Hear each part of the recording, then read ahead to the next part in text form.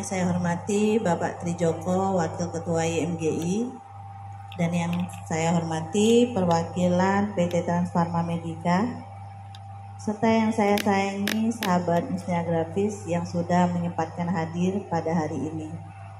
Alhamdulillah, puji dan syukur kehadiran Allah Subhanahu wa Ta'ala, yang mana berkat rahmat dan hidayahnya kita dapat berkumpul di kegiatan kita pada hari ini.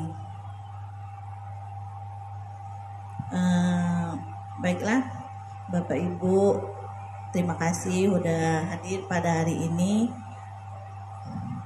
Mungkin saya akan bercerita nih terkait apa sih yang dirasakan seorang MG ketika terdiagnosa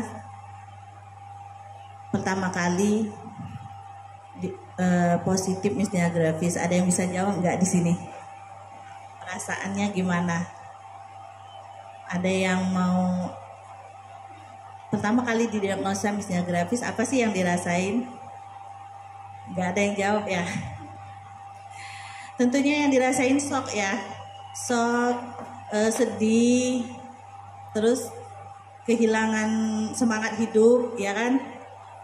Ya, lebih apa? Lebih lemes, ya. Karena hal ini terasa karena kita mengetahui kalau penyakit MG itu adalah penyakit yang cukup langka, dan secara medis mungkin belum ada obat untuk menyembuhkannya. Setelah mengalami fase shock, biasanya kita lebih mengurung diri, ya kan? Ngerasa nggak, aduh saya ini kayaknya kok kenapa saya yang kena MG gitu kan? Kenapa harus saya? Serta mungkin ada yang menyalahkan Tuhan. Ya Allah, kok saya sih yang kena gitu kan ya? Belum lagi ada mungkin justifikasi lingkungan, baik dari keluarga maupun teman ataupun tetangga, yang yang suka bilang kita, kalian itu cuma pemalas, ya kan? Bener nggak sih? Pemalas, cuma pura-pura. Terus apa lagi? Apalagi nih? Ayo curhat. Drama, iya drama. Jadi hal-hal seperti itu makin bikin kita drop kan. Padahal kita butuh support baik dari keluarga maupun lingkungan di sekitar kita. Ada nggak sih di sini yang dibilang kalau kalian itu cuma kena guna-guna? Ada ya? Wah, pas bener ya, dok. Ada yang kena guna-guna katanya, terus kena santet, diguna-gunain mantan pacar. Iya kan? Aduh, semangat banget. Iya, betul. Gitu.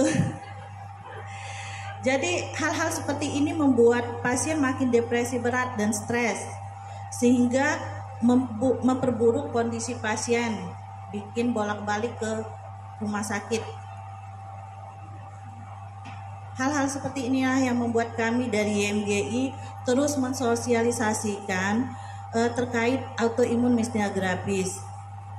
Dalam waktu kurun 12 tahun ini berdirinya YMGI, sosialisasi terkait MG ini sudah cukup meluas. Pemahaman pasien mengenai Musnia Grafis ini semakin bertambah. Saat ini informasi tentang MG ini udah bisa kita akses lewat media sosial, Google, apalagi mungkin di online sudah banyak ya yang artikel-artikel yang membahas terkait tentang Musnia Grafis. Dan YMGI pun bekerja sama dengan PT Transfarma Medica itu melakukan gathering seperti kegiatan kita pada hari ini untuk mengedukasi pasien dan caregiver agar terciptanya pasien Musnia Grafis yang produktif. Jadi MG itu bukan menjadi halangan, bukan menjadi kendala untuk kita produktif selagi ada dukungan dari lingkungan serta obat-obatan yang mencukupi. Kami berharap pemahaman MG yang benar menghindarkan pasien MG dari justifikasi lingkungan, karena gejala yang dialami ini kayaknya mengada-ngada ya. Kadang-kadang kita sehat, tiba-tiba kita mulai drop lagi. Iya. Karena kami, menurut pengamatan kami dan sejauh ini pengalaman kami, MG itu bisa stabil asal ada dukungan dari caregiver, dari lingkungan, dan obat-obat yang mencukupi. Mungkin itu saja, Dok, dan teman-teman yang ingin saya sampaikan. Tetap semangat, kalian pasti bisa. Saya akhiri. Wassalamualaikum warahmatullahi wabarakatuh.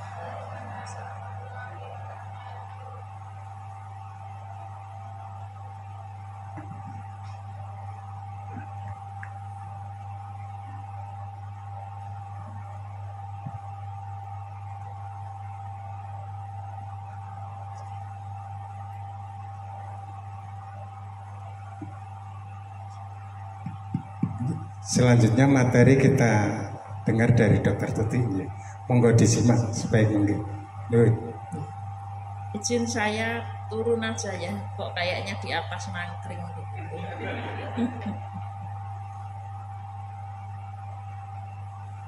Materi yang sudah saya kirim ya lewat WA mungkin bisa diambil. Assalamualaikum warahmatullahi wabarakatuh.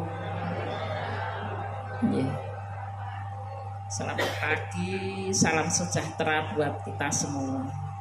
Saya memang kalau ngajar calon-calon dokter, ngajar calon-calon dokter gigi ataupun ngajar calon-calon dokter spesialis saraf itu nggak suka kalau di depan. Bu ada yang di belakang ngantuk nanti nggak. Dan rasanya interaksinya juga kurang kurang dekat ya. Jadi pertama-tama mari kita ucapkan syukur alhamdulillah karena pada pagi hari ini kita diberi nikmat, yaitu nikmat sehat, kemudian nikmat sempat sehingga bisa bersilaturahmi bersama-sama. Tadi dari perwakilan ketua yayasan sudah menyampaikan bagaimana beberapa kondisi terkait dengan seseorang yang terkena penyakit miastenia gravis. Jadi Bapak Ibu sekalian, sebetulnya kalau di penyakit neurologi atau saraf itu dibagi dua besar, saraf pusat dan saraf tepi. Ini kan biar kita paham ya, walaupun nanti nggak ada ujian selesai acara tapi kan barengan. Nah, miastenia gravis ini termasuk dalam kelompok penyakit-penyakit di bagian saraf tepi. Beda dengan stroke ya. Kalau stroke kan di bagian saraf pusat. Jadi kalau miastenia gravis itu di bagian saraf tepi. Beberapa kelompok penyakit ini memang mirip seperti sindroma Guillain-Barré, seperti paralisis periodik, seperti itu. Jadi sama-sama mengalami kelemahan. Tapi khas pada miastenia gravis itu fluktuatif. Tadi sampai disampaikan fluktuatif itu apa? Bangun tidur mungkin fresh, ya. Kemudian setelah aktivitasnya nanti lemah. Nanti kalau tidur siang habis tidur siang fresh lagi. Nantilah itulah hal karena fluktuatif itu, maka kadang-kadang orang, tadi kan nggak apa-apa, kenapa sekarang bilang sakit? Tadi sehat kok, ngapain sekarang bilang lemes? Jadi seakan-akan ada ketidakpercayaan terhadap keluhan yang disampaikan kalau yang dari keluarga tidak memahami penyakit ini.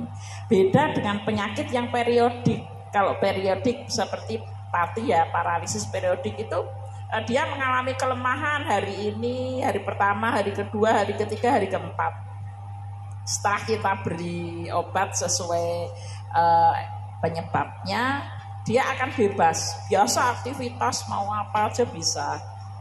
Nanti bulan depan mungkin baru kenal lagi itu periodik. Bedanya periodik sama fluktuatif. Jadi fluktuatif itu setiap hari. Saya awali dulu, walaupun nanti mungkin lebih enak sharing ya Bapak Ibu ya. Kemudian kenapa sih kok bisa kena? Kenapa kok bisa saya sakit?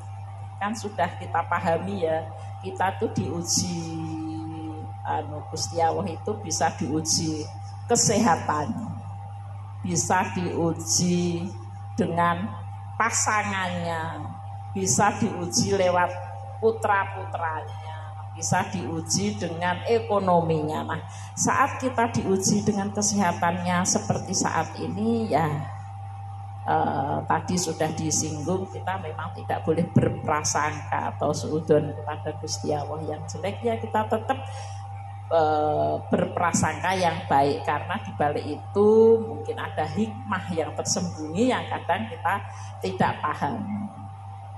Jadi Bapak Ibu sekalian, kenapa sih kita bisa bergerak? Satu, karena tulangnya normal. Kedua, karena sarafnya normal. Ketiga, karena ototnya normal. Kalau ketiga ini tidak dipenuhi, maka terjadi gangguan gerak. Contoh, kalau tulang patah kita nggak bisa jalan kalau tulang kakinya. Kalau sarafnya terkena kita juga tidak bisa bergerak.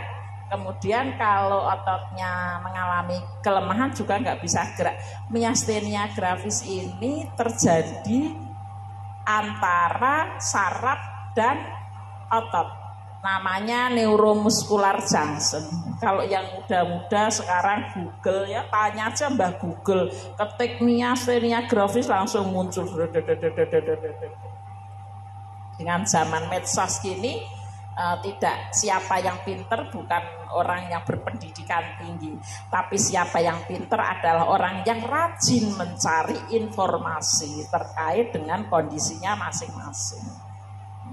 Kenapa? Karena pada pasien-pasien miastenia gravis ini antara asetilkolin dan reseptornya tidak plek. Contohnya seperti ini. Ibu kan mau duduk di sini ya Bu. Nah, Ibu sekarang duduk di sini, mau duduk di sana. Kalau Ibu duduk di sana, kemudian sepertinya rentetan berikutnya otot baru bisa bergerak. Kalau Ibu nggak mencapai tempat duduk di sana, maka ototnya yang di belakang misalnya itu nggak bisa bergerak. Ya. Padahal antara Ibu duduk di sini ke sana itu namanya ada suatu enzim yang namanya asetiltransferase itu yang menghancurkan. Jadi harus apa? Harus cepat sampai biar nggak dimusnahkan sama enzim yang menghancurkan. Kedua apa? Biar jaraknya lebih dekat. Kalau jaraknya terlalu jauh nggak akan nyampe. Ketiga harus diterima oleh kursi sana itu pas dengan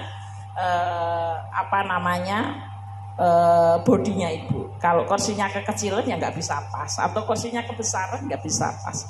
Nah, apa yang terjadi pada pasien miastenia gravis adalah satu, jarak antara kursi dengan yang menerima sana itu terlalu jauh. Jadi banyak asetilkolin yang nggak nyampe ke kursi, akibatnya kita mengalami kelemahan. Ya, atau kursinya sudah ditempati oleh orang yang mirip dengan Ibu, orang yang mirip dengan asetilkolin. itu adalah enzim yang dikeluarkan oleh timoma. Timoma itu adalah tumor pada kelenjar timus, sehingga pada pasien yang didiagnosa miastenia harus dilakukan pengecekan CT scan torak untuk mendeteksi ada timoma atau tidak. Benar sudah dilakukan, Bu, sudah dihilangkan, bukan karena timoma ya, bukan karena timoma ya. Jadi ini harus dilakukan, karena kalau karena timomanya dibuang ya, berarti yang menduduki kursi sudah nggak ada sel-selnya, maka bisa menduduki kursi yang sudah kosong itu sehingga bisa bergerak. Mungkin perumpamaan saya sih seperti itu ya. Jadi tapi tidak semuanya, karena timoma tidak semuanya penyakit karena kursinya itu diduduki oleh yang mirip ibu, tapi karena jaraknya atau namanya atrofi. Jadi reseptornya jaraknya terlalu panjang. Kenapa terlalu panjang? Itu karena autoimun, sehingga reseptornya mengalami gangguan. Nah, maka dikelompokkanlah miastenia gravis ini ke dalam kelompok autoimun. Sedikit bisa dipahami ya. Terus kenapa kalau pagi-pagi kok bisa ini ya? Karena pagi-pagi itu asetilkolinnya masih belum digunakan, tabungannya masih ada. Jadi bisa dipakai. Kalau asetil buat gerak kita perlu asetilkolin lagi, asetil kurang maka dia akan melemah lagi. Terus kenapa kok seringnya otot palpebra ya? Karena otot yang paling sering gerak apa ibu di tubuh kita? Otot serat lintang loh ya. Apa yang paling sering? Mata berkedip. Berapa kali kita sehari berkedip bu? Nggak bisa dihitung. Kalau debunya banyak ya berkedipnya sering. Kalau jarang ya berkedipnya. Nah, otot mata kita itu berkedipnya paling banyak, tapi tabungannya paling sedikit karena ototnya kecil. Beda sama otot kaki kita yang besar, itu asetilkolinnya banyak. Semakin kecil ototnya, asetilkolinnya semakin sedikit, sehingga pada kelopak mata kita lah yang sering terkena, walaupun belum tentu kelopak mata. Otot yang lain juga bisa terkena, tapi paling banyak adalah otot kelopak mata atau palpebra. Iya, jadi sedikit bayangan sudah adanya. Nah, apa yang kita lakukan saat kita ngedrop? Dievaluasi apakah obatnya sudah diminum dengan teratur, ya. Apakah geraknya terlalu banyak? Karena kalau kita terlalu gerak banyak kan asetilkolin yang dipakai terlalu banyak ya, sehingga kita mengalami kondisi kelemahan tadi ya. Sebetulnya walaupun Bapak Ibu terkena miastenia gravis, tapi ada rasa apa ya, kalau orang Jawa itu ketabrak motor, ya ampun syukur walaupun ketobrak tapi kakinya nggak patah. Kakinya patah, syukur kakinya cuma patah satu nggak dua, kan ya. Syukur alhamdulillah, bersyukur itu seperti kita. Jadi miastenia gravis walaupun penyakit yang karena gangguan yang belum ada istilahnya obat yang menyembuhkan, tapi sudah ada obat yang bisa mengontrol ya. Beda dengan teman-teman kita yang kena cancer ya, bisa kita bayangkan teman-teman kita cancer ya, obat yang mengontrol juga belum tentu sebaik ada yang miastenia gravis, dan penyakitnya progresif memberat dari hari ke waktu memberat. Jadi kadang kita juga harus melihat sisi baiknya sehingga ya kita tidak terlalu nelongso lah ya, dan kita tetap bisa bersyukur walaupun memang harus minum obat setiap hari. Kalau saya sih dari Nah, sebetulnya saya nyiapkan materi tapi nggak bisa di ini ya Pak ya, nggak bisa ditampilkan. Oh belum bisa. Tapi ya intinya sih seperti apa yang saya ini ya, karena kan nggak mau ujian saya itu nggak usah slide-nya dihafalin kemudian. Enggak. Saya sih ininya sharing aja mungkin ya Pak ya, tanya jawab malah mungkin yang diperlukan oleh Bapak Ibu sekalian agar tidak terlalu apa ya namanya sering drop atau sering lemes. Ada beberapa pasien memang kemarin ada pasien itu juga calon dokter, usianya masih muda juga. Memang setelah ini sih karena timoma ya, jadi timomanya diangkat, akhirnya ya membaik, walaupun tetap memakai obat ya, tetap memakai minum obat. Mungkin ada yang mau ditanyakan Bapak Ibu sekalian, sharing aja mungkin. Dok, izin ini udah ada beberapa pertanyaan titipan dari mereka. Oh iya iya. Yang pertama dari Ibu Rasmiatun, saya bacakan ya Dok. Bagaimana cara tapering MP dan Ibu Rasmiatun datang? Oh itu yang di pojok ya. Bagaimana cara tapering MP? Kalian kenal ya Bu, karena kalau atau di rumah Ibu sakit langsung itu kan, mau kadang kalau pas sendiri pasiennya kadang 158, langsung, gimana saya bisa bagi langsung waktu? Ya, langsung dibacakan sendiri aja ya. Jadi iya, sekalian perkenalan. Nah ini kan mumpung kita tidak dibatasi, tidak ada yang antri di belakang buru-buru ini ya. Kecuali kalau dirawat mungkin bisa interaksinya lebih lama. Ya. Mungkin biar teman-temannya juga mungkin paham ya pertanyaannya dan kenal. Monggo memperkenalkan diri dulu mungkin. Assalamualaikum warahmatullahi wabarakatuh. Saya Bu Atun dari Cilacap. Pertanyaan saya, bagaimana cara tapering baik MP maupun mestinon itu biar nggak timbul gejala lagi? Soalnya kadang sudah membaik, begitu diturunkan gejalanya muncul lagi seperti itu. Saya kira itu aja. Oh iya. Makasih, Jadi pertanyaan ibunya, saat obat diturunkan kok keluhannya muncul lagi, baik mestinon maupun metil ya Bu. Jadi Bapak Ibu sekalian sebetulnya kalau obat wajibnya hanya mestinon. Ya.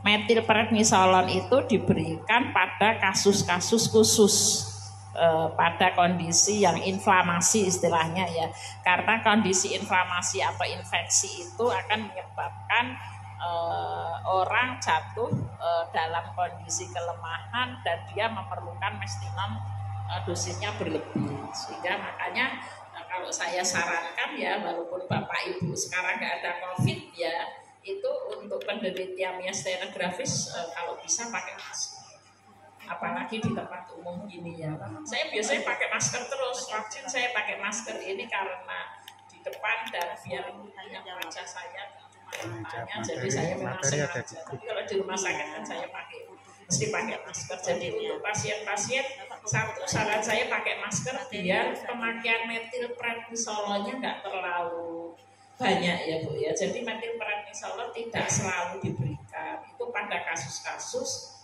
terjadinya inflamasi, infeksi maupun peradangan yang lain. Bagaimana taperingnya? Sebetulnya kalau tapering mestinon itu case by case itu. Jadi tidak semuanya harus sama. Jadi dilihat klinisnya.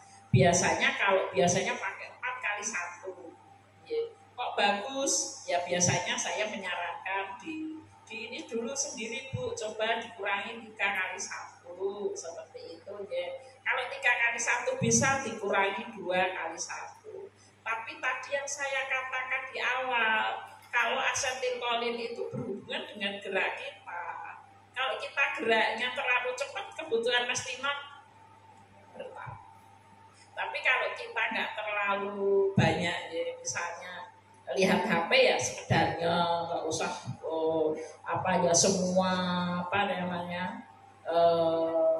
WhatsApp dibalas, atau nggak usah terlalu banyak WA group seperti itu ya. Nanti ada asistennya aja. Kalau bapaknya kalau ada penting atau itu nanti bilang ibu ya kalau ada berita penting itu aja kok semua dibaca. Itu ada salah satu kiat gitu. Jadi untuk tapering itu tidak ada batasan khusus karena kita berdasarkan klinis. Kalau memang sudah cukup banyak 1 kali 1 ya sudah 1 kali 1. Tapi kalau 1 kali 1 kok lemes, misalnya ibu ada kerja nih, lamaran misalnya ya, saya harus berinteraksi dengan banyak orang yang mungkin saat ada ada pekerjaan atau ada aktivitas yang lebih boleh. Tapi kalau besok sudah ini ya diturunkan lagi. Tapi tetap biasanya saya membawakan obatnya itu tidak saya kurangin ya Bu, takutnya malah nanti obatnya kurang. Kalau kurang bisa beli di apotek, nggak bisa. Semua apotek ada, nggak ada. Itu jadi pernah terjadi kekosongan. Saya lupa itu. Saya juga bingung mau saya resep di mana, ada sampai yang beli di Jakarta. Lah itu yang saya tidak mau. Jadi tetap punya obat cadangan. Jadi kalau ke dokter misalnya obatnya pakainya 2 kali 1 misalnya ya Bu. Tapi enak pakai 1 kali 1 kan berarti obatnya sisa ya. Saat kontrol misalnya CA20, saya biasanya tetap meresepkan sebanyak itu. 20-nya diminum dulu obat yang lama. Tapi kan ibu punya cadangan untuk hal-hal misalnya hari itu banyak pekerjaan, harus mestinonya diminum lebih banyak daripada biasanya. Jadi minum obatnya memang tidak harus ini ya Bu, 1 kali 1, 2 kali 1. Kalau ibu nyaman dengan 1 kali ya sudah cukup 1 kali. Mungkin itu ya Bu ya jawabannya. Ya, jadi kalau pas ini banget ya monggo ditambahi, tapi kalau enggak perlu.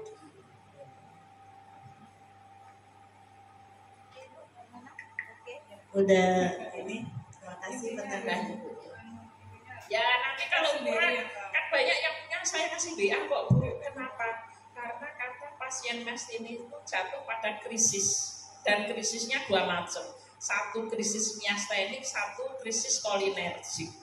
Nah, untuk membedakan ini krisis miastenik atau kolinergik kan memang harus ke rumah sakit ya, kita lakukan ada beberapa tes karena kalau krisis miastenik kan kekurangan dosis, tambah dosis. Tapi kalau krisis miastenik justru kelebihan dosis, nggak boleh ditambahi. Justru kita berikan antidotumnya atau penawarnya biar dia hilang dari darah seperti itu.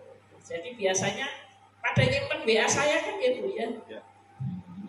Enggak. Nanti kalau enggak tanya aja WA yang saya. Mumpung Bu dokternya ada di sini. Atau mau dicatat ya monggo. Ya dicatat aja kali ya dulu. Dicatat aja nanti diberikan. Gimana Bu? Ya. Oh udah ya. Iya. Biasanya kalau ini pasien-pasien yang kira-kira ada emergensinya itu biasanya saya kasih karena kadang bingung ya, apalagi kalau tempatnya jauh dari rumah sakit, karena kan untuk pasien mes saat drop itu memang rumah sakit yang ada ventilatornya. Mumpung di sini ya kan, kalau mau tanya-tanya dokter, kalau di rumah sakit waktunya terbatas. Iya. Ya kan Dok? Mungkin dari Bu Suciani ya. Suciani yang mana? Oke, kita berpindah Dok ke sebelah kiri. Monggo berdiri biar teman-temannya silakan memperkenalkan diri dan tanya saudara. Katanya musuh itu 1 aja sudah terlalu banyak, tapi kalau saudara 1000 aja kurang. Assalamualaikum warahmatullahi wabarakatuh. Waalaikumsalam. Nama saya Suci dari Purbalingga. Mau tanya Dok, kadang kita aktivitas sama, pola pikir sama, tapi kadang hari ini fit, tapi besok tiba-tiba drop, gak bisa ngapa-ngapain Dok. Ya itu tadi yang saya katakan fluktuatif ya. Jadi memang banyak faktornya ya. Selain kita kelelahan itu kan bukan kelelahan secara fisik juga ya. Jadi kelelahan itu juga fisik dan psikis. Kemudian ada beberapa hal yang membuat kita itu mengalami penggunaan asetilkolin terlalu banyak, itu adalah kadang-kadang kalau kita berada dalam kondisi infeksi. Makanya harus kita cegah ya, harus kita cegah. Jadi usahakan imun dalam tubuh kita itu bagus. Nah, imun dalam tubuh kita bagus, vitamin bagus seperti itu. Jadi makanan-makanan yang mengandung vitamin seperti sayur itu memang lebih diutamakan ya. Kemudian protein seperti itu lebih diutamakan. Memang begitu Mbak, kadang tiba-tiba ini. Makanya tadi dari Ibu tadi berapa penggunaan mestino memang kita tidak bisa ini. Taperingnya itu tidak seperti pasien epilepsi. Kalau pasien epilepsi taperingnya jelas ya, dari dosis 200 175, tapi kalau pada pasien mastenia gravis memang kita melihatnya secara klinis. Itu ya Mbak, sering lemes dibalik. Obatnya padahal sama ya.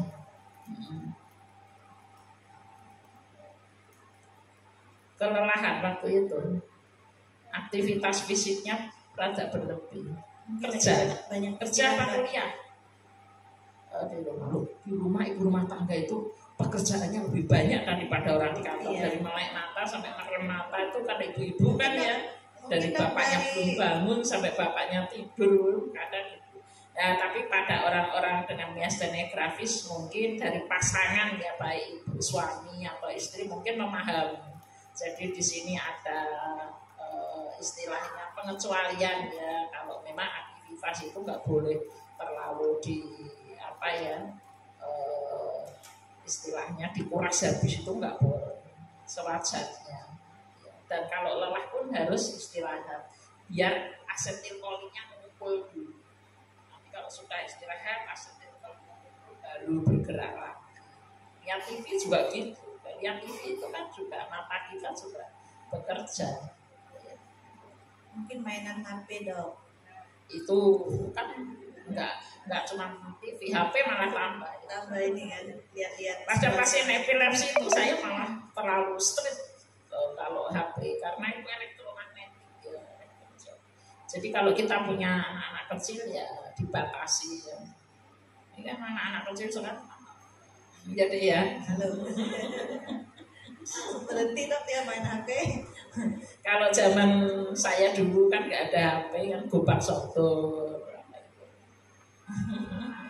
Ya, mainannya lompat tali. Nah, MG gimana Dok, nggak mau lompat tali? Nggak bisa. Oh, ini naik tangga nggak bisa?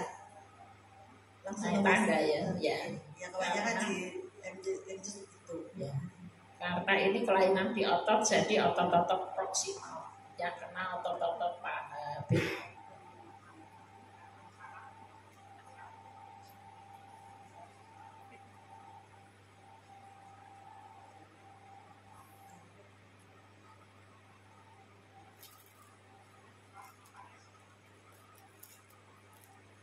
Plasmaparesis.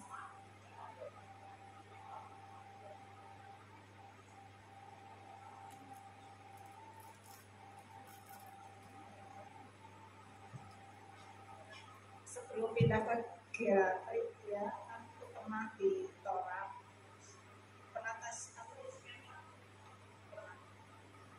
tapi kalau beneran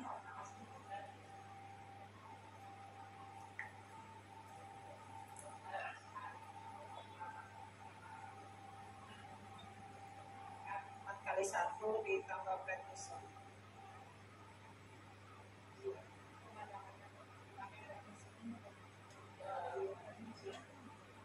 Boleh ya Dok, kadang dipakai kadang enggak.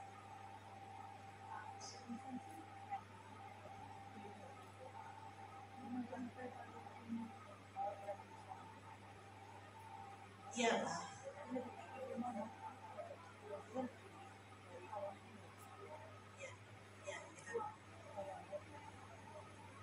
Kan ada yang 1000 liwa, ada yang 1000.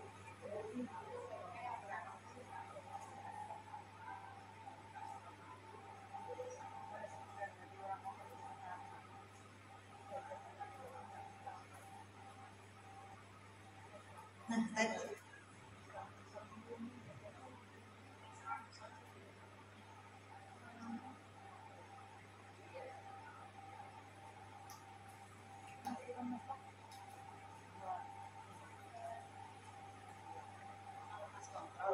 itu apa boleh biar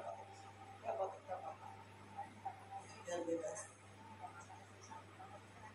Nah tadi dok, mbaknya bilang prednison kadang diminum kadang enggak. ya. Itu gimana dok? Apakah pengaruh dengan kondisi badannya?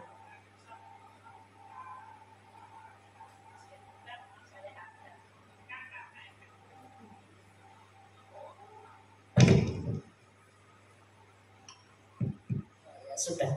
Jadi kalau prednison itu pada usia muda memang kita hati-hati karena efek samping dari prednison itu kan osteoporosis atau lambung ya.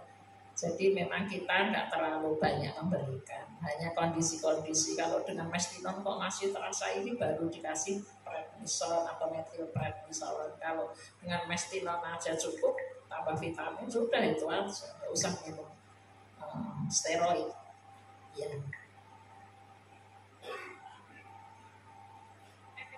Bahaya kalau Iya, kalau dalam jumlah besar dan terlalu lama kan, kalau untuk muda kan nggak boleh. Monfes wajahnya seser, gendut gitu.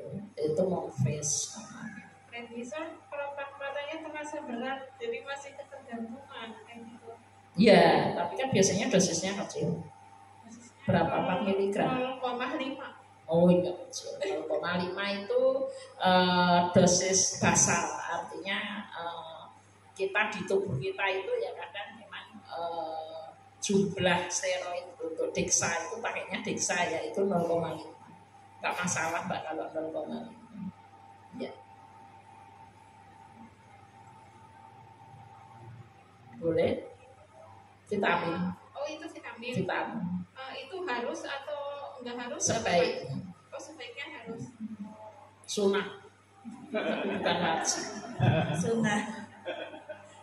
Sunnah kan lebih baik ya kalau dilakukan Tambahan. sunnah lebih baik, tapi wajib tidak wajib.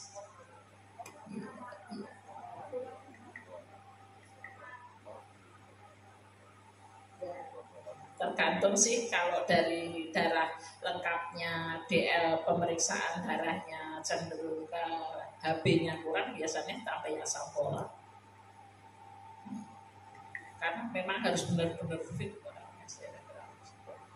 Daratnya harus dimanjakan. Ya. Next ya dok, lanjut ke Bu Siti Komaria. Oke, di belakang kita agak ke belakang sedikit. Berdiri Bu. Silakan Ibu memperkenalkan diri Biar dan yang lain dilanjutkan kenal. dengan pertanyaan. Ini ada WA grupnya peserta ada ya, biar saling curhat. Assalamualaikum warahmatullahi wabarakatuh. Nama saya Siti Komaria dari Susukan Banjarnegara. Ya, pertanyaannya tadi ya dok, saya kan keluhannya di mata, biar nggak otosis terus itu gimana? Sama sekarang agak bayang-bayang dok, tapi kalau cuma pagi sama siang kalau udah kesulit sembuh sampai malam gitu loh. Gimana ya dok? Ya. Tadi karena kekuatan ototnya ya. Minumnya obat berarti jam berapa Pak? Terasa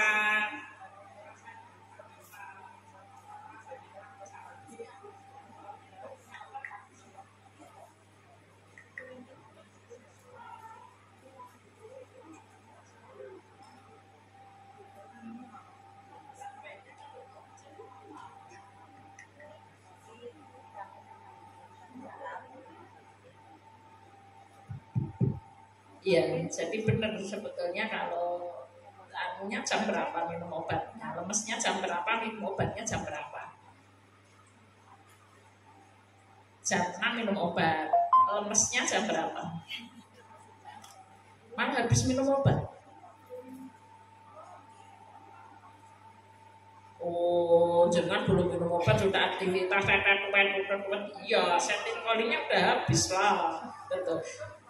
Nah, jadi punya minum obat itu tidak seperti obat anti hipertensi. Kalau anti hipertensi kan begitu minum jam 7 pagi terus harapannya kan kadar obat di dalam darah itu sama terus, jadi tensinya kok naik turun.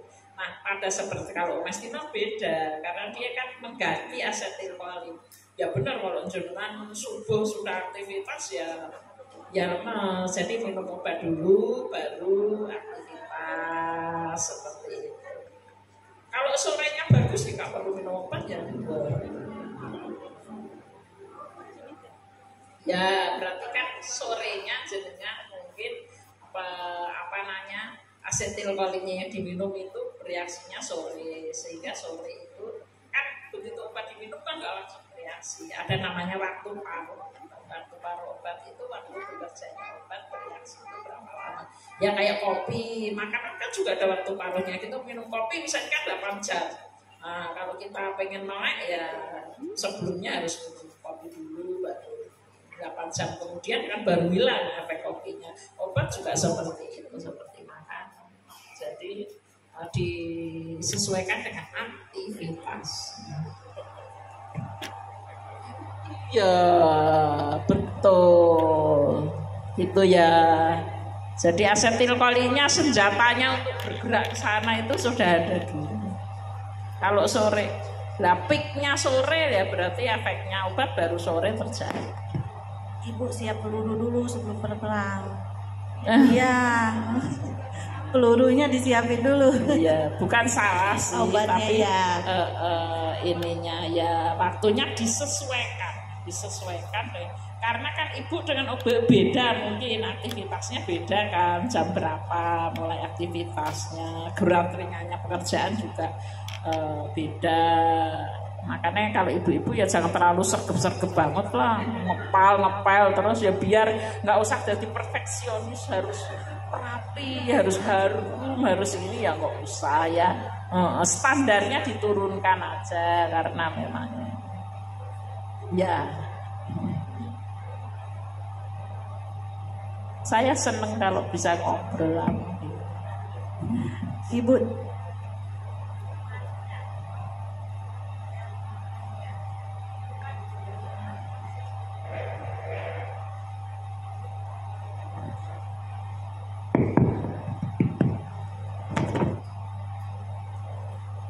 Assalamualaikum warahmatullahi wabarakatuh. Perkenalkan, nama saya Diah Nur Farika Arisandi. Sebenarnya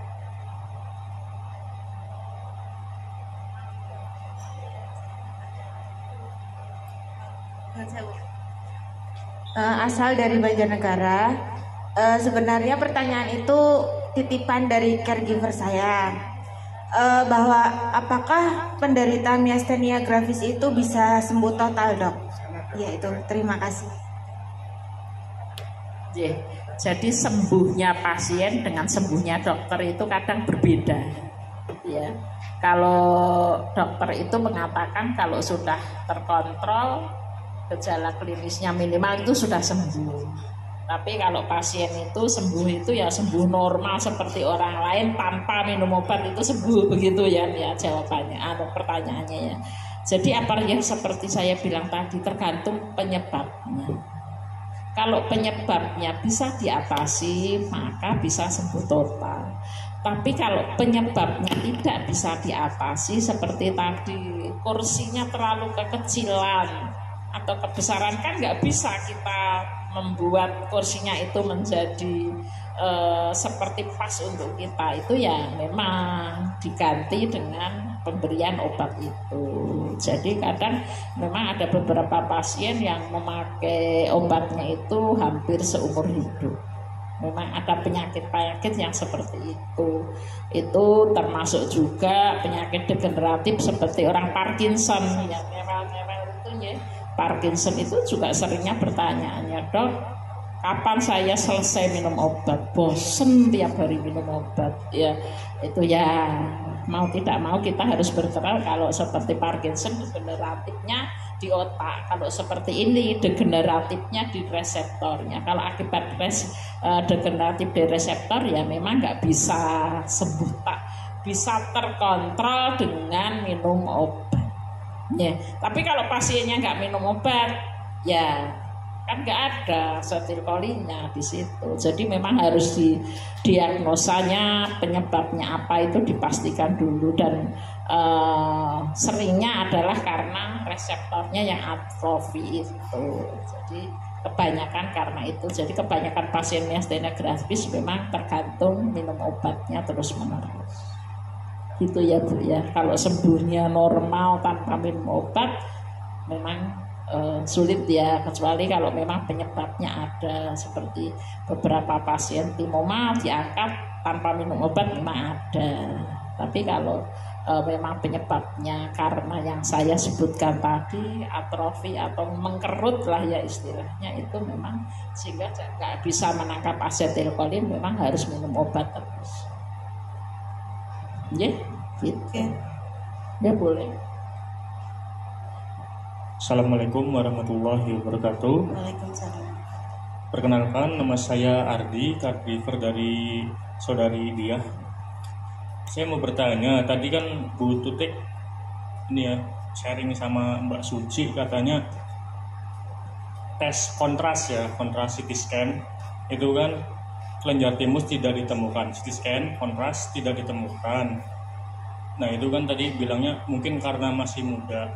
Nah, batasan muda dan tua itu kira-kira berapa tahun? Terus apakah ada peluang bila mana usia udah tua itu kelenjar timonianya muncul gitu? Mungkin itu. Terima kasih. Assalamualaikum warahmatullahi wabarakatuh.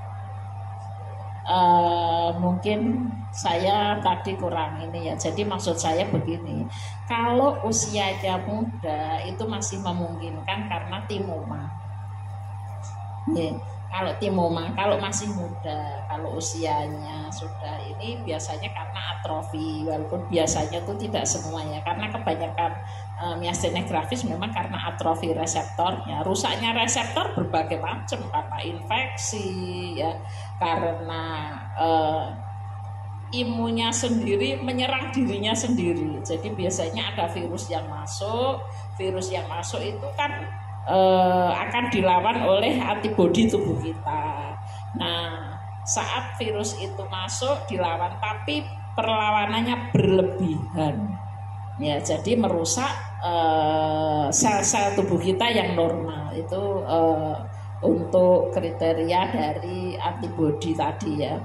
Nah, pada orang-orang yang muda itu biasanya memang kita jumpai timoma, tapi timoma nggak selalu pada orang muda. Tetap semua pasien dengan suspek atau dimungkinkan karena miastenia gravis, tetap kita harus mencari ada timoma atau tidak. Kita harus melakukan CT scan torak dengan kontras. Itu.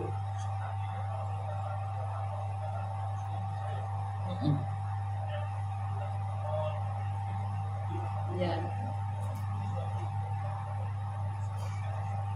Boleh kan evaluasi. Timoma itu kan tumor.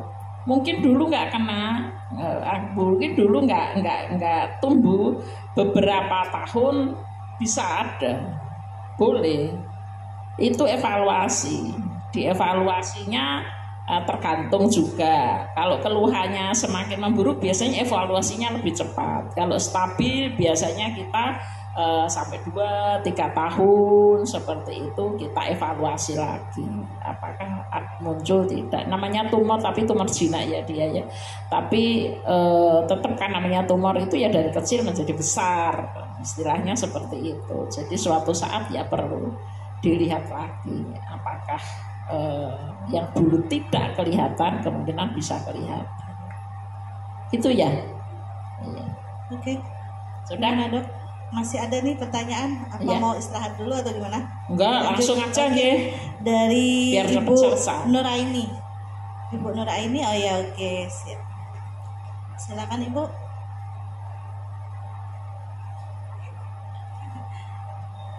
Assalamualaikum warahmatullahi wabarakatuh. Waalaikumsalam. Terima kasih atas kesempatan yang diberikan. Perkenalkan, nama saya Nuraini dari Purwakarta, Cilongok. Tadinya pasien di Jakarta, tapi saya sudah di sini. Iya, saya kirim buat plasmafaresis ya Mbak Kemarin karena udah plasma. iya karena perlu plasmafaresis karena kondisinya ada komorbid, melemah dan infeksi. Infeksi, iya. Nah, alhamdulillah sekarang seger lagi ya. Alhamdulillahirabbil alamin, Dok. Bisa hadir Kemarin hari duduk aja nggak ini. bisa, apalagi ngomong nggak bisa. Betul, ngunyah aja udah susah. Ngobrol aja udah susah. Masya Allah.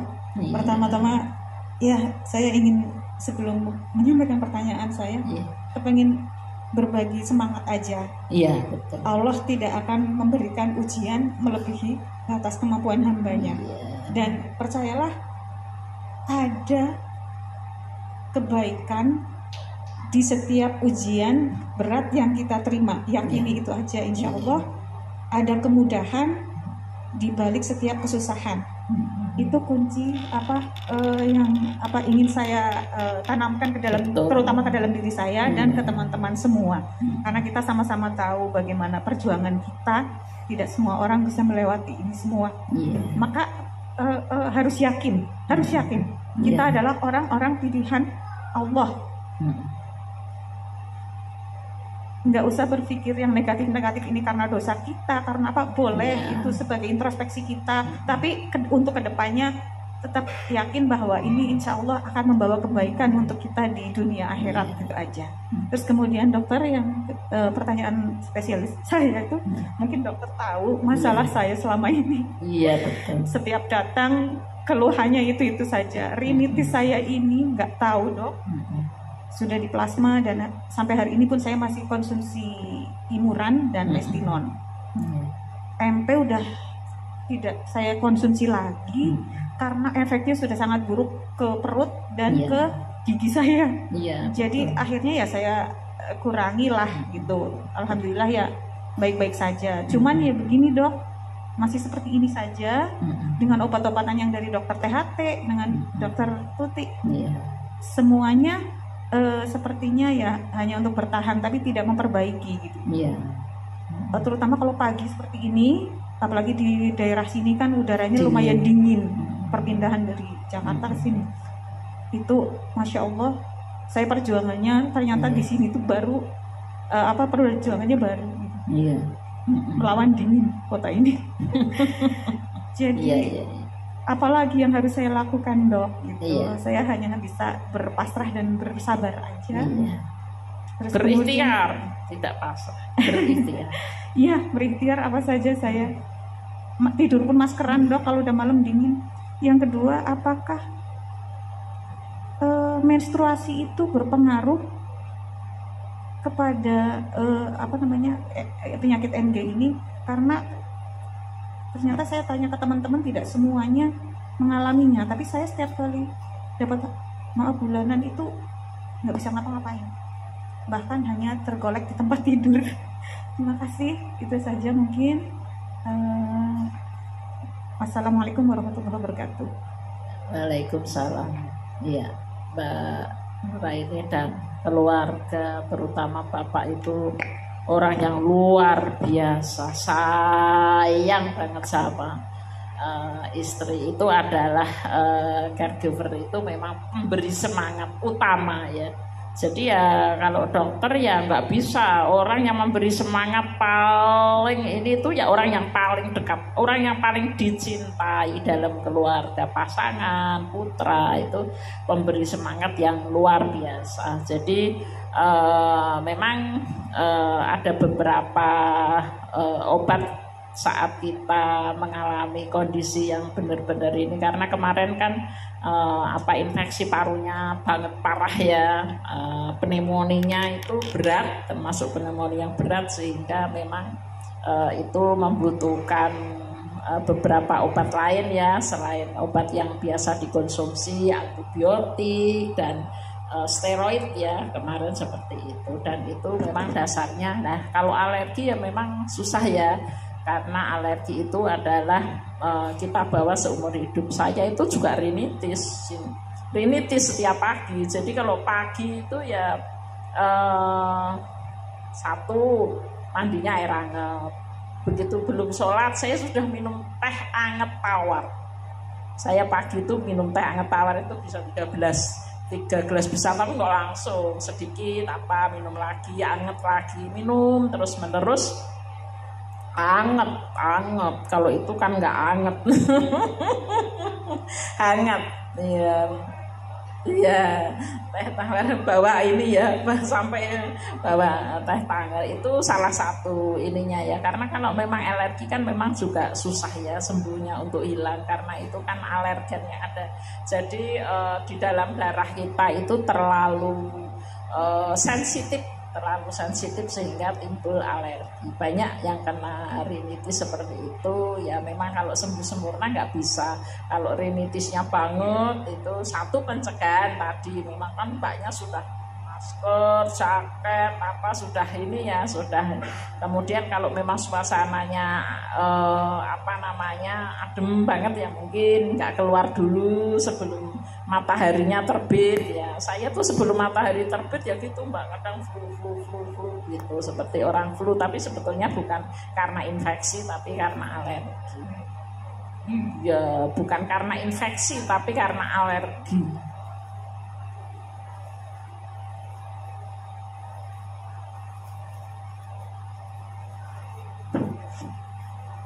Iya, kemarin sudah dikonsulkan THT ya, mbaknya sudah plasmafaresis ya sudah, cuman imunoglobulin belum ya.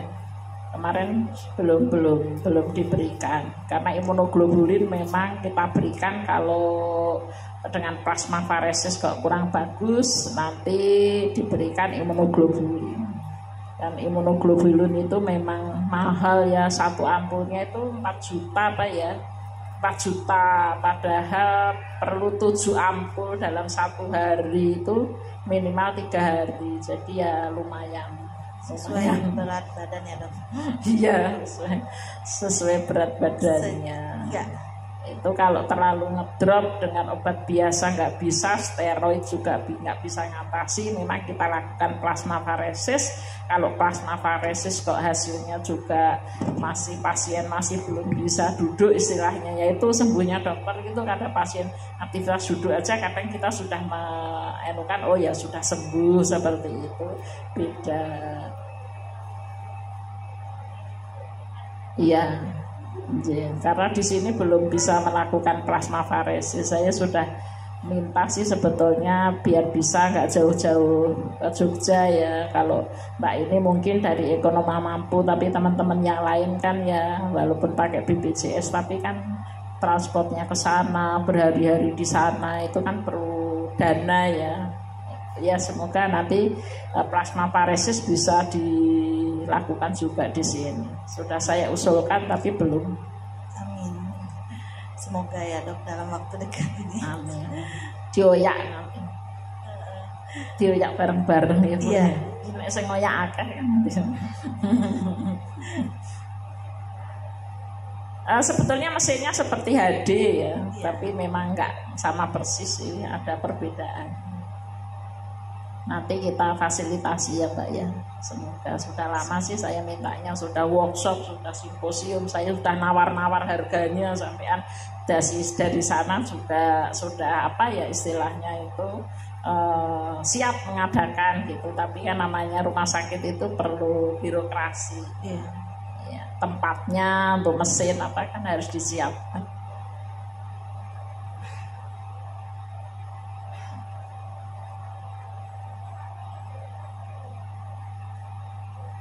Gimana perasaannya? Ini dia ada pertanyaan satu lagi dok, apakah kualitas mestinon dari rumah sakit satu yang lainnya itu berbeda? Oh, obatnya? Iya. Obatnya. Kenapa itu? Maksudnya kita tanya alasannya dulu ya dok, kenapa dia merasakan seperti itu? Enggak apa-apa? Enggak apa-apa, boleh. Jadi ada pasnya yang bawa obatnya. Oh baik, jadi ini arahnya ke bapak dari baik. Jadi gini dok, ini sih pengalaman saya aja. Jadi saya dapat mestinon kan dulu waktu kontrol di sini dapat dari Purwokerto, terus kadang dapat dari Sarjito. Iya. Kalau pas udah drop kayak gitu kan saya kontrolnya di sana di Sarjito. Nah dapat mestinon Kalau yang dari Sarjito itu di perut itu kuat sekali terasa. Jadi apalagi saya ada mah, jadi langsung yang strong gitu, terasa strong sekali. Indikasinya itu di perut saya itu terasa perih banget, terus masa ininya loh, efektivitas kerjanya itu bisa sampai dari minum jam 6 sampai jam 12 tuh masih terasa gitu. Nah kalau yang dari Purwokerto enak di perut, cuman sebelum jam 12 sudah lemes. Iya. Saya akhirnya bandingin, keluarin ada sisa yang dari Purwokerto, saya bandingin, ya mirip sih gitu, sama, cuma apa ya bedanya ya gitu. Di sini karena kan mbaknya waktu itu karena jatuh dalam kondisi ya, dan saya sepertinya kalau nggak di plasmafaresis kelamaan deh mbak sakitnya, kok biar cepat sembuh ya saya rayu-rayu ya tiap hari plasmafaresis ya akhirnya ya saya rujuk habis plasmafaresis baru ketemu kontrol kemarin ya. Jadi pas habis plasmafaresis terasa beda gitu ya? Enggak juga? Iya, minum obat yang dari Sarjito.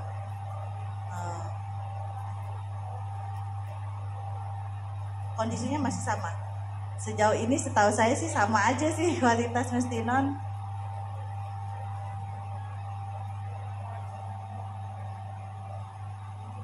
Ada beda Pak ya. Mas ini? Gimana Mas? Ini ini saya juga nggak paham sih karena saya nggak tahu bentuknya malahan. Dokter itu ngeresepi, jadi kalau pada pasien, dok saya kemarin minum obat yang merah ya, yang merah yang apa ya? Jadi kalau nggak dibawa ya kita nggak paham apa yang dimaksud. Ya silakan Mas. Terima kasih Dokter Tuti menyampaikan kalau saat ini Mestinon pasti ada BABI. BABI itu bioafilitas sama bioimunitasnya. Jadi itu kita pastikan sama kalau untuk Mestinonnya. Mungkin waktu yang berpengaruh mungkin di kondisi badan mungkin ya. Kondisi badan seseorang kan waktu minum obat satu sama obat yang satunya kan dalam kondisi yang berbeda waktunya, apa yang dirasa juga berbeda mungkin. Nah itu yang mungkin yang mengakibatkan rasa itu beda. Tapi kalau dari kualitas kita selalu melakukan BABI untuk ketika obat itu kita keluarkan, pasti kita uji dan itu kita pastikan sama. Dari Sabang sampai Merauke pun juga sama. Jadi cuman mungkin perbedaan pengambilan obat itu pasti mungkin beda. Mungkin dari Margono mungkin maksimal bisa ngambilnya 4, tapi kalau di Jogja bisa ngambil saat itu bisa ngambil 6 karena itu masuk ke budget rumah sakitnya. Iya. Mungkin perbedaan hanya di situ aja. Tipe rumah sakit. Mungkin ambil di Margono, ambil di RSD Cilacap atau RSD Banyumas, mungkin dapatnya juga akan berbeda. Mungkin itu aja sih yang perbedaan Mestinon dari daerah ke daerah yang lain. Tapi kalau dari kualitas sama ini sama. Kita juga kan susah kalau membandingkan. Kita cetak yang ini cetak buat Jogja, ini cetak buat Purwokerto, itu juga kan susah. Alatnya juga ada untuk cetak. Ini khusus cetakan Jogja. Terima kasih Nyun Sewu, kalau ada salahnya nanti kalau misalnya ada komplain tentang obat silakan bisa menghubungi saya. Itu nanti bisa minta Buko juga kontak personnya kalau ada masalah dengan Mestinon. Pas kok Mestinon yang saya terima biasanya warnanya putih, kok ini warnanya coklat, nah itu silakan komplain ke saya. Terus kok di sini nggak bisa cover kenapa ya? Dan nanti kan kita akan bantu. Jadi untuk area Banyumas ini mungkin yang paling bisa banyak mendapatkan Mestinon hanya di RS Margono, RSUD Cilacap mungkin bisa, tapi nggak sebanyak di Margono dan RSUD Banyumas. Jadi di situ juga ada, tapi ya nggak sebanyak di Margono, tapi kembali ke dokternya karena melihat ke pasiennya kebutuhannya berapa, nanti bisa mengedukasi ke bagian farmasinya. Terima kasih. Mungkin nanti kalau Mas, ini ada yang minta namanya siapa? Perkenalkan diri. Perkenalkan saya Nugroho, saya perwakilan dari Transfarma, perusahaan namanya Menarini. Ini produk dari Itali, Menarini itu. Jadi home base saya itu ada di Yogyakarta. Jadi saya yang pegang dari Jawa Selatan Jadi dari Jogja sampai Cilacap. Jadi silahkan kalau misalnya ada komplain dengan produk kita bisa menghubungi saya. Kalau butuh nomor saya ada di, kalau misalnya ada yang membutuhkan 081 391 67008. Itu silakan kalau mau menanyakan tentang Mestinon, pas biasanya tapi segini kemasan BPJS dan sebagainya, insya Allah saya akan bantu menjawab sebisa saya dan saya akan membantu untuk edukasi ke pihak farmasinya. Karena kalau umum itu target 4.000 berapa ya sekarang? Iya. Oh 18. 18.000. 18.000 ya sama. 18.000 dan itu kalau umum itu kan tak salah Iya, 60. Iya. Tidak sama paracetamol 500 rupiah. Terima kasih untuk Tuti. Mahal ya dok. Iya. Makanya kalau nggak pakai BPJS, kalau saya sih saya sarankan pakai BPJS atau asuransi lain. Ya saya paham Bapak Ibu punya uang banyak, tapi bisa untuk yang lain lah ya. Karena obatnya kan tidak cuma sekali dipakai, ya bertahun-tahun. Itu Bapak. Baik, Bapak Ibu, apa ada lagi yang ingin bertanya? Oh, Itu. Bapak. Ya, oke ya, kita ke Bapak dulu.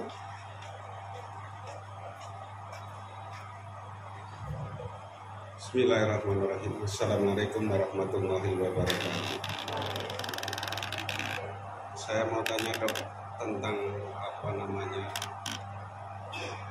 Saya kan setiap hari kan minum Mestinon kan 4 kali sehari. 4 kali setiap 6 jam sekali saya harus mengkonsumsi Mestinon itu. Berapa yang dikatakan dosis berlebih itu seperti apa? Apa 4 kali sehari itu sudah termasuk dosis berlebih? Bukan Pak. Kalau 4 kali 1 masih. Masih. Iya. Yang saya maksud dosis berlebih itu kalau nggak ada keluhan kok pasiennya minumnya berlebihan. Iya. Terus, misalnya Bapak terbiasa minumnya 4 kali 1 ya. Terus saya pengen sembuh nih. Minumnya sehari saya tak minum 12 kali. Nah, seperti itu kan berarti berlebihan, tidak sesuai dengan kebutuhannya. Karena Mestinon memang tidak bisa dosisnya tidak bisa untuk Bapak mungkin 4 kali, untuk pasien lain mungkin 3 kali, untuk pasien lain 2 kali ya. Tergantung bagaimana kebutuhan asetilkolin. Semakin reseptornya banyak yang rusak kan kebutuhannya semakin banyak. Matur nuwun, Dok. Nggih. Assalamualaikum warahmatullahi wabarakatuh. Nggih. Nurut resep jangan berlebihan seperti itu ya. Kadang ada beberapa kondisi pengen saya tak sepengen sembuh, cepet sembuh minumnya sekali langsung 2 seperti itu sebetulnya nggak boleh ya. Atau berlebih itu minumnya biasa tapi kondisi reseptornya itu tidak bisa menyerap secara normal, jadi kadar obat di dalam darah itu berlebihan seperti itu bisa juga. Oke, ada lagi yang ingin bertanya? Oh, ada lagi. Lanjut ya dok. Yes, silakan. Ya.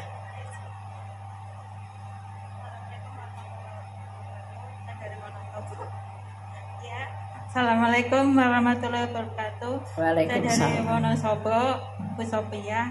Saya kan suka pakai resep sekali minum 2 ya dok. Kalau lagi untuk puasa, terus kalau lagi terus sama ini kalau mata kan sering meradang kan lengket terus kayak gelekan gitu. Itu pengaruhnya. Kalau minum 1 nggak bisa Bu. Kalau minum 1 kadang bisa 1 kalau lagi enakan. Kalau lagi 1 kalau lagi enakan, tapi kalau lagi badannya agak berat kadang-kadang saya suka kalau pagi suka minum 2, tapi kadang-kadang nanti siang kadang 1. Oh iya, berarti kan tergantung kebutuhan ya. Kebutuhan kayak gitu ya. Karena kalau tergantung dari reseptor otot mana yang terkena. Kalau hanya reseptor otot mata yang terkena, kebutuhan mestinon itu nggak begitu banyak. Tapi kalau sampai otot-otot badan yang lain kena, nah itu memang kebutuhan mestinonnya lebih tinggi. Iya, saya kalau pas puasa itu selalu 2, kalau pas habis sahur itu 2. Itu di resep dari dokter Sarjito juga, terus di Wonosobo juga kalau pas puasa suruh kasih 2 gitu kan, saya udah pakai kayak gitu. Tapi kalau lagi pas enakan ya kadang badannya lagi enteng, kadang satu ya. gitu. Tergantung kondisi. Sama MP juga kalau lagi mata saya lengket sekali aku terpaksa baru minum, pakai kalau enggak kayak gitu.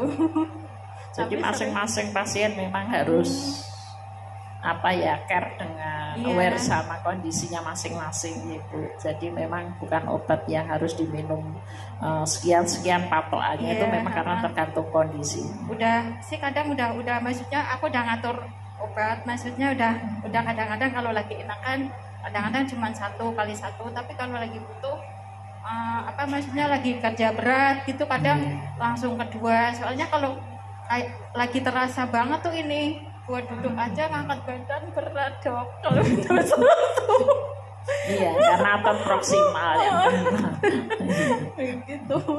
Tapi Ibu kelihatan dari ininya ikhlas Bu. Ini alhamdulillah saya tuh bukan saya ngomongin sendiri, saya juga sendiri. Dulu saya kan pas 2018 saya mengurus suami kanker loh Bu, sampai meninggal. Iya. Kan pas itu setahun saya berobat, habis operasi, terus habis operasi. Iya, kena kanker. Oh, kanker. Iya, kena safari. Oh, nasofari. Iya, tapi suami saya nggak kuat. Iya. Alhamdulillah saya sampai sekarang mengurus anak. Iya. Diberi umur panjang ya Bu. Iya, kayak gitu dokter, makasih. Begitu ya Bu ya. Iya, makasih dokter. Memang sesuai kebutuhannya. Ada lagi? Ayo, mumpung dokter masih ada nih. Oh ada Bu di dok. Saya memang kebanyakan ketemu kalau pasien myasthenia gravis saya di Margono karena memang dokter itu kan punya surat izin praktek itu 3. Tapi saya nggak pernah 3, terlalu santai, jadi yang dipakai cuma 2 ini.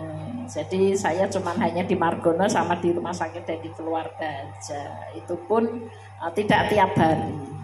Jadi kebanyakan waktu ya dipakai untuk mengajar seperti itu.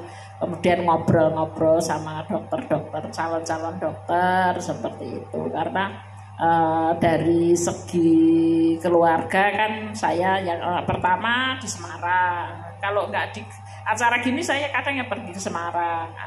Anak saya yang pertama itu sudah di Semarang, sudah keluarga, alhamdulillah sudah punya cucu ya. Jadi yang yang kedua di Solo juga ya, masing-masing baru ngambil spesialis bedah, spesialis jantung, spesialis bedah seperti itu. Yang ragil itu baru selesai lulus dokter, tinggal nunggu ujian. Jadi ya memang waktu saya banyak untuk sosial seperti itu. Saya paling suka menanam. Jadi saya sering kalau di rumah nanam cabai, nanam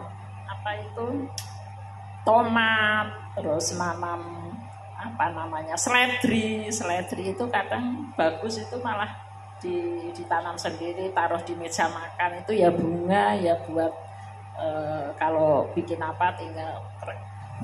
Jadi jelas nanamnya tidak dikasih inseksi, tidak disemprot gitu ya. Itu nanam sendiri yang bisa ditanam. Kalau beras nggak bisa ya berarti ya itu aktivitasnya mungkin banyak yang ini. Di Margono juga saya nggak tiap hari. Ya silakan. Assalamualaikum warahmatullahi wabarakatuh. Perkenalkan, nama saya Hanstin dari Purwokerto. Maaf dok, saya mau bertanya. Kalau untuk myasthenia gravis itu sebenarnya ada tes yang benar-benar bisa signifikan itu beneran MG atau tidak gitu, bener ada apa enggak sih dok? Soalnya saya kan kemarin itu baru ronsen dada apa ya, kalau nggak salah tuh namanya ronsen CT scan malah setelah di ke THT dok. Jadi setelah ketahuan kan, setelah ronsen dada tuh saya MRI. Nah di MRI itu malah ketahuannya sinus.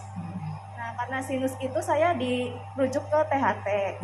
Nah setelah di THT itu baru di CT scan yang parnasal tanpa toraks apa ya kalau salah itu.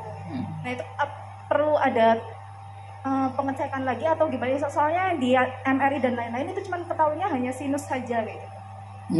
Nah terus sempat EMG juga, itu juga katanya tuh masih belum yang bukan sepenuhnya itu beneran MG ibaratnya kayak gitu dok. Nah itu saya tanya itu aja dok. Jadi pertanyaannya adalah bagaimana mendiagnosis pasien ini myasthenia gravis atau tidak ya. Seperti yang saya awal, ada dua kelompok besar nih, sistem saraf pusat sama sistem saraf tepi ya.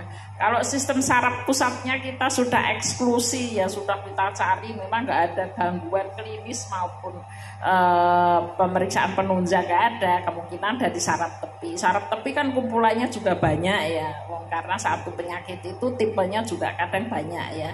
Nah disinilah kemungkinan klinis ada kriteria oh ini suspek kemungkinan myasthenia gravis. Nah setelah itu memang ada tes itu bisa tes sederhana, ada tes yang kompleks. Tes sederhana itu namanya Wartenberg test. Itu biasanya adik-adik dokter muda itu kalau ada pasien yang suspek gitu saya suruh ngetes. Tesnya sederhana, cuma suruh ngelirik gini dalam waktu sekitar 5-15 menit gitu ya, biasanya sih rata-rata sekitar 10 menit. Nanti kalau matanya turun ya kemungkinan dia myasthenia gravis ya. Itu tesnya paling sederhana. Ada beberapa tes yang dipakai, tes tension, intrapropin itu kalau sekiranya kita ragu-ragu. Tapi kalau dari klinis aja sudah mengarah ke itu, biasanya kita tidak melakukan tes yang terlalu invasif ya istilah. Ada mbak kriterianya ada juga. Ada kasnya memang dari saraf tepi itu ke arah mana nih? Otot, saraf, atau kalau myasthenia gravis kan bukan otot bukan saraf, tapi dia sambungan. Junction itu sambungan antara otot dan saraf. Makanya namanya neuromuscular junction, antara neuro otot muskular otot junction. Jadi disitulah yang tidak pas. Seperti nyelsewu orang yang kena bisa ular, itu kan juga dia kan kenanya di situ.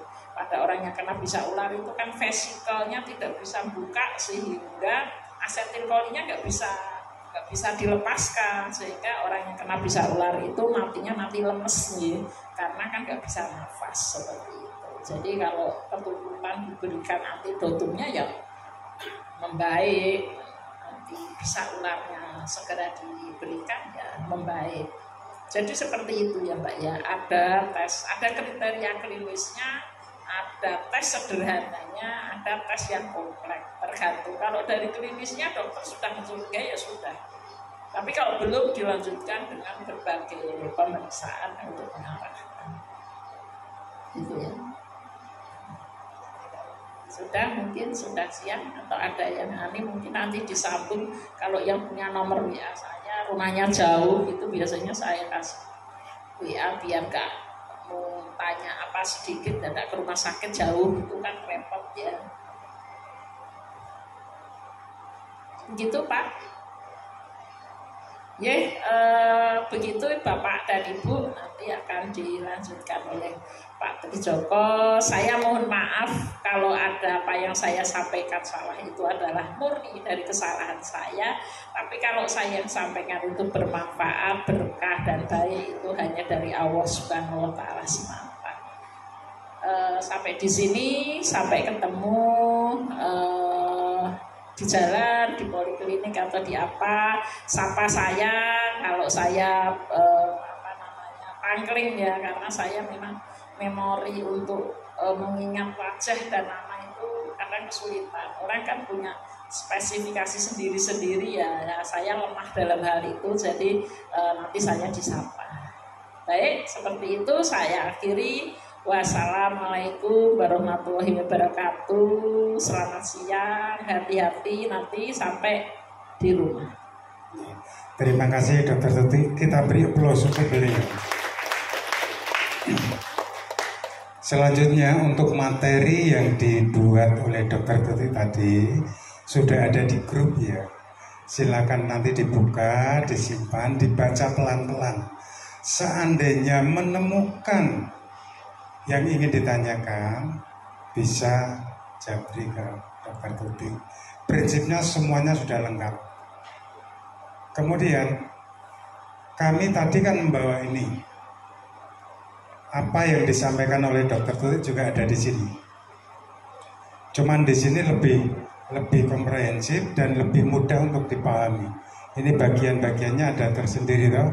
Gejala miastenia gravis apa, krisis miastenik itu apa, kemudian diagnosanya bagaimana, itu semuanya ada. Di sana masih banyak. Kalau pengen membawa lebih dari 5, silahkan. Tujuannya satu, kita bisa mengedukasi kiri kanan kita bila ada yang tanya. Kemudian bila ketemu pasien baru kita berikan. Terutama juga orang-orang terdekat kita juga ikut belajar tentang miastenia gravis. Kemudian untuk gelang bisa diambil, tidak hanya satu, silahkan. Kalau ketemu teman yang belum punya, saya beri ini, silahkan. Itu bisa sebagai identitas sewaktu kita datang ke rumah sakit, supaya dokter tidak serta-merta memberi banyak obat yang memperlemah kondisi MG.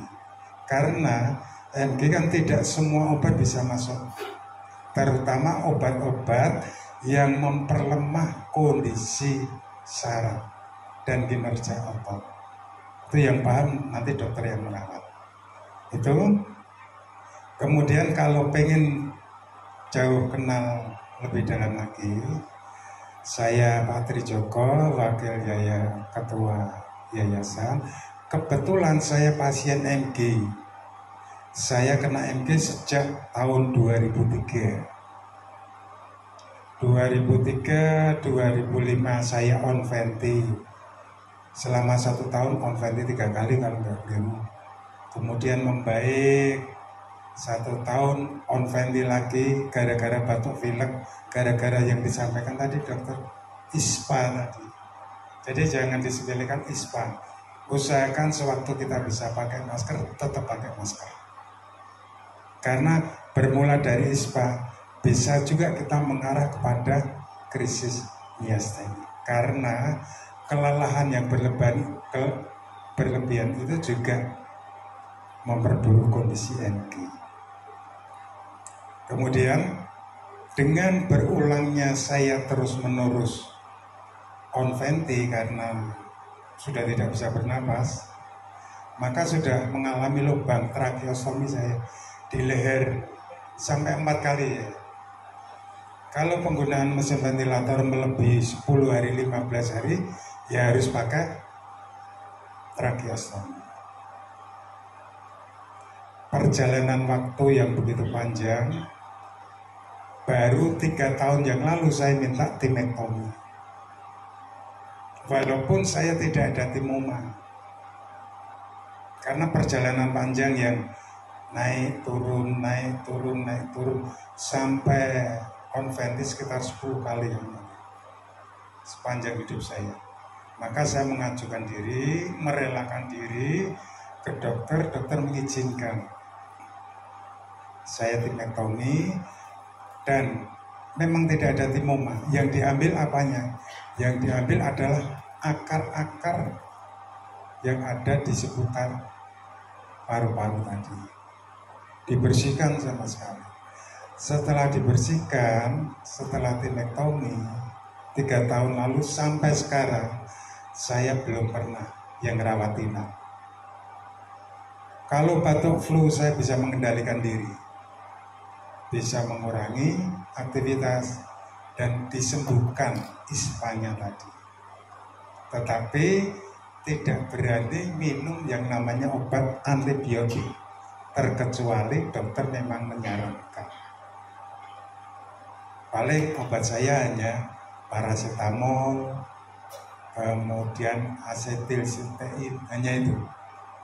Di luar itu saya minta izin kepada dokter. Maka dengan perjalanan saya yang panjang itu,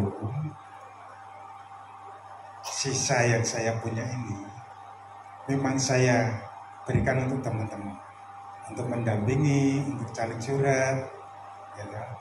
Kemudian kalau dengan Mas Nugroho dari Minar ini, kami berusaha memeratakan Mestino. Termasuk Mbak Ima ya. Mbak Ima sudah merasakan di Cilacap. Sebelumnya itu bagaimana di sana? Harus ke Purwokerto. Sejauh dokter saraf yang di rumah sakit tersebut berkenan mengajukan ke pihak manajemen, Mas Nugroho selanjutnya yang akan mengerjakan apakah bisa diadakan atau tidak. Maka semuanya nanti bisa juga di grup. Itulah fungsinya grup. Kami membantu Bapak Ibu harus tetap sehat walaupun dengan miastenia gravis. Tahu yang saya sampaikan? Mungkin ada pertanyaan lagi untuk kami yayasan. Kami tadi kan bawa souvenir ya, gantungan kunci, gelang, silakan diambil. Kemudian di sana tadi ada mug, kemudian ada kaos. Sejauh mau dibawa dulu silahkan.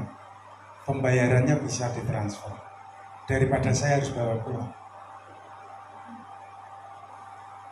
Dan ongkosnya itu hanya biaya ganti saja.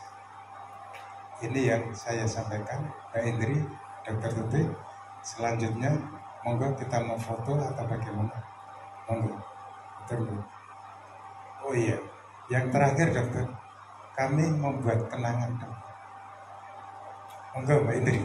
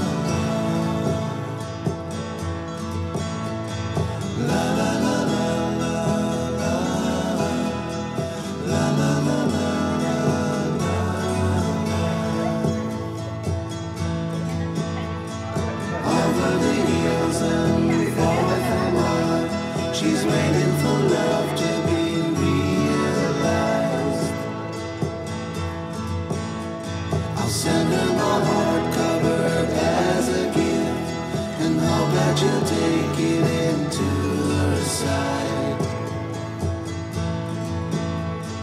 La la la la la la la la la la la.